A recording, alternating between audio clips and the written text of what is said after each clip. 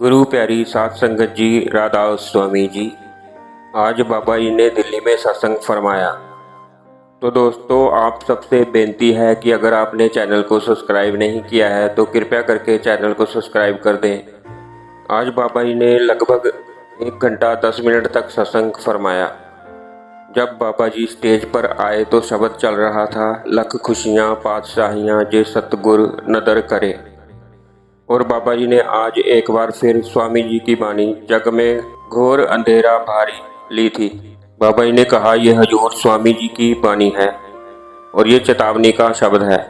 कहीं प्रेम के साथ और कहीं चेतावनी देकर हमें समझाने की कोशिश की है कि परमार्थ किसे कहते हैं और हमने उस परमार्थ को कैसे अपनाना है।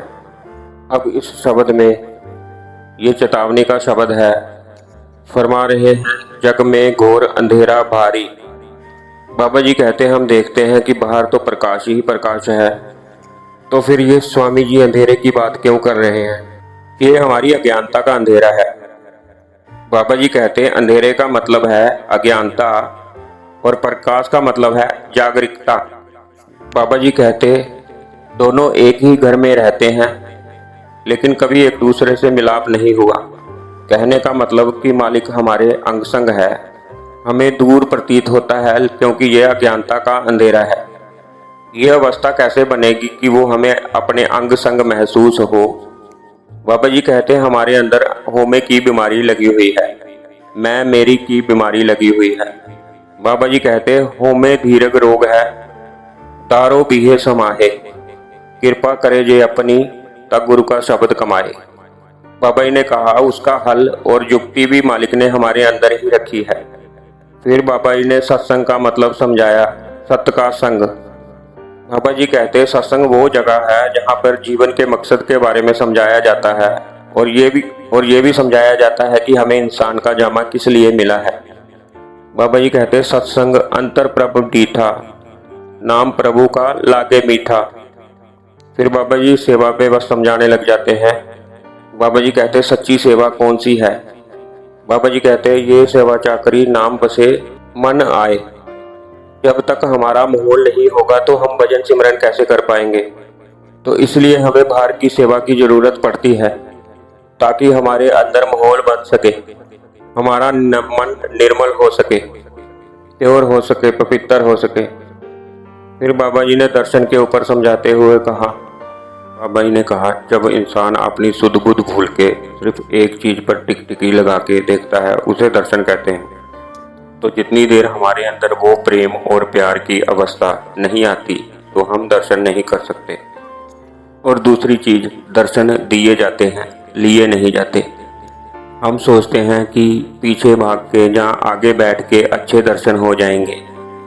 जिनको देना है उनको 7 समुंदर पार भी दे देना है, जिनको नहीं देने, सामने बैठे को नहीं देने। आगे जो बैठे होते हैं उनको सिर्फ एक जिस्म ही दिखाई देता है और कुछ नहीं।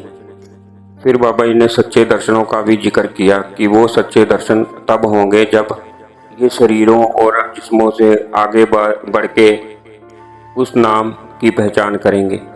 उस अवस्था में हम कह सकते हैं कि भाई हमें दर्शन हो रहे हैं।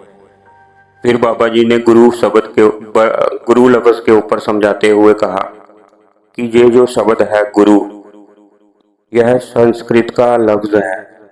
गुरु का मतलब है जो अंधेरे से प्रकाश की ओर लेके जाता है। हमने जब आमतौर पर कोई काम सीखना हो तो हम कह देते हैं कि भाई हमने आपको आज से गुरु बना लिया, आप मुझे ये काम सिखा दो। यह एक संस्कृत का लफ्ज है जिसका मतलब है ज्ञान देने वाला, अंधेरे से प्रकाश की ओर लाने वाला, जागृत अवस्था देने वाला। पर हम क्या करते हैं, हम किसी शरीर को आगे रख के हमारा सारा जोर मत्थे टेकने के ऊपर है, नाक रगड़ने के ऊपर है। कोई ना ही तालीम के ऊपर ध्यान देता है, ना ही शिक्षा के ऊपर ध्यान देता है। बाबा जी कहते, शब्द गुरु सूरत धुन चेला। गुरु शरीर नहीं है और ना ही शरीर में ताकत है कि शिष्य बन सके। शरीर नहीं निभा सकता, मगर शुरुआत शरीर से होती है। शरीर को शरीर ही समझा सकता है। फिर बाबा जी सपने पे आ जाते हैं। बाबा जी कहते हैं, हम कह देते हैं कि हमें आज ये सपना आया, आज ये सपना आया। बाबा जी कहते हैं, हम जागृत अवस्था को तो समझ नहीं पा रहे, तो क्या हम सब कॉन्शियस माइंड से जो सपने आते हैं उसको समझ पाएंगे। फिर बाबा जी ने लखनऊ के इमाम बाड़े का एग्जाम्पल लेते हुए समझाया कि वो एक ईंटों पत्थरों का बना हुआ इमाम बाड़ा है। वहाँ अगर आदमी चला जाए तो उससे बाहर आना मुश्किल हो जाता है। बाबा जी कहते, ये जो 84 की भूल भुलैया है, हम क्या सोचते हैं कि हम यहाँ से बाहर आ पाएंगे। हम अपने आप इससे बाहर नहीं आ सकते। बाबा जी कहते हैं, हम कर्मों का हिसाब खत्म करके अपने देश जाएंगे, तभी हमको खुशी मिलेगी। हम यहाँ कर्मों का हिसाब किताब देने आए हैं और कर्मों के नीचे फंस चुके हैं। बाबा जी कहते, 84 लाख जूनियाँ हैं, उसमें सारी की सारी भोग जूनियाँ हैं। एक इंसान जूनी है जो कर्म जूनी भी है और भूख जूनी भी है। हमने यहाँ सबने कोई ना कोई इष्ट बनाया हुआ है। माँ बाप अपने बच्चों को यही समझाते हैं, अच्छी सोबत में रहें और अच्छी संगत में रहें। अब हमने यहाँ पर किसको इष्ट बनाना है, जो हमारे से नीचे है या जो हमारे से ऊपर है। जो हमारे को प्रथा समझाई जाती है, हम उसके पीछे लग जाते हैं और आंख बंद कर कर भक्ति करना शुरू कर देते हैं। बाबा जी कहते, जैसा सेवे वैसा होवे। इंसानों के लिए तो कोर्ट कचहरी है, लेकिन उससे नीचे के जो जीव हैं उनकी पुकार कौन सुनता है। बाबा जी ने कहा कि कभी कभी बच्चा इधर उधर जा रहा होता है तो कभी पेड़ का पत्ता तोड़ देता है, कभी कुत्ते को पत्थर मार देता है। बाबा जी ने कहा कि वो दुनिया बेहतर है, जब मालिक ने जो हमें इंसान जुनी दी है ये बेहतर है। बाबा जी ने कहा, हम कई बार कह देते हैं कि हम मालिक को नहीं मानते, हम कर्मों को नहीं मानते। बाबा जी ने कहा कि जैसी करनी वैसी भरनी। फिर बाबा जी ने वही कपड़े का उदाहरण लेते हुए समझाया कि कोई कपड़ा है, हम उसे दाग लग जाता है, हम धोबी के पास लेके जाते हैं। धोबी कहता है कि ये धोने से नहीं जाएगा, तो फिर हम उसे कपड़ा रंगने वाले के पास ले जाते हैं। वह उसे कपड़े को रंग देता है, जिससे वह दाग छुप जाता है।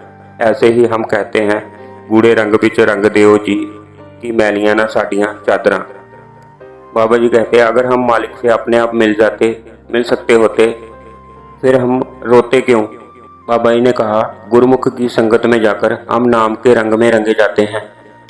बाबा जी ने कहा, सत्संग में समझाने वालों की कोई कमी नहीं है, लेकिन सुनता कौन है। कोई बिरला ही है जो अमल करता है। बाबा जी कहते हैं, आजकल इंटरनेट का जो दौर है, एक बटन दबाकर कोई भी जानकारी हासिल की जा सकती है, लेकिन जब तक करनी नहीं करेंगे तब तक हमें विश्वास नहीं आएगा। हम सोचते हैं कि ज्ञान हासिल कर कर विश्वास आ जाएगा, तो बाबा जी कहते, ज्ञान हासिल कर कर कभी विश्वास नहीं आता। फिर बाबा जी ने कहा कि जैसे कभी कोई त्योहार आ जाता है या फिर हम एतबार को अपने धार्मिक स्थानों पर जाकर माथा टेक आते हैं, घंटा बजा के आ जाते हैं, तो क्या ये भक्ति है। बाबा जी कहते, जिनको यह एहसास हो जाता है कि मालिक अंग संग है, तो मालिक उनको ही हासिल होगा। फिर बाबा जी सारी बानी का निचोड़ समझाते हुए कहते हैं कि सारी बानी का हुक्म क्या है। बाबा जी कहते, सारी बानी में हुक्म एक ही है, एक को नाम हुक्म है नानक, सतगुरु दिया बुझाए दियो। फिर बाबा जी ने यह लाइन दोहराई, ज्ञान ध्यान धुन जानिए। बाबा जी ने कहा, मुसलमान भाई हैं वह कलमा कहते हैं, हिंदू भाई अनहद नाद कहते हैं, शब्द नाम कहते हैं। बाबा जी ने कहा, वह एक ताकत है जिसके साथ हमने जुड़ना है। बाबा जी ने कहा, हमने सूरत को ऊपर की तरफ लेके जाना है। मुसलमान हैं तो अच्छे मुसलमान बनना सीखें, हिंदू हैं तो अच्छे हिंदू बनना सीखें, सिख हैं तो अच्छे सिख बनना सीखें। बाबा जी लास्ट में कहते कि दुनिया कहती है आंखें खोल कर देखो, संत कहते हैं बंद करके देखो। दुनिया कहती है कान खोल के सुनो, संत कहते हैं कान बंद करके सुनो। दुनिया कहती है जीना सीखो, संत कहते हैं मरना सीखो। बाबा जी कहते, चेतावनी भी दे दी स्वामी जी ने, और ध्यान को कैसे अंदर लेके जाना है ये भी बता दिया। उसके बाद बाबा जी कहते, अगला सत्संग 5, 6, 7 दिसंबर को होना है। जिन्होंने भी आना है बड़ी खुशी के साथ आ सकते हैं। तो ये था आज का सत्संग।